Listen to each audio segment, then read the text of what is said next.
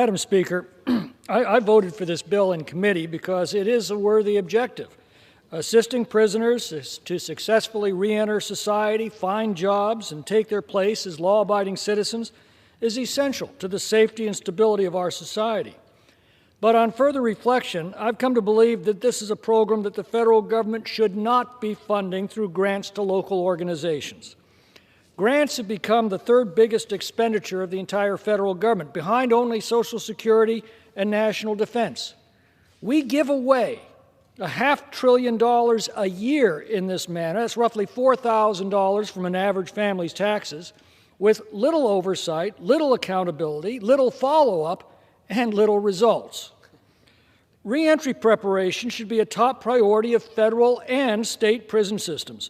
Now, state prisons are a state responsibility. They should be funded by taxpayers of the individual states. Probation departments exist precisely to promote reentry, and the model in this bill should be considered by them. Now, federal prisons are our responsibility, and we also have probation services that should be striving toward implementing concepts in this bill. If this measure funded federal programs that expanded reentry preparation within the federal prisons and probation system, I would strongly support it. But it doesn't.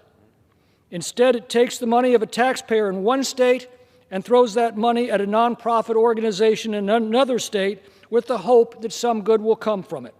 And some might. But more likely, it will disappear into the salaries of various groups who will write glowing reports of their work and apply for more grants next year. And if for some reason the Federal Bureau of Prisons is unable to provide these services, then they should be competitively bid out to contractors with specific performance measurements and accountability.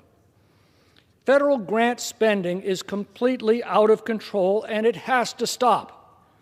Reckless spending, all for good causes. I've never seen a grant program that doesn't promise to do good things, but it's destroying our prosperity.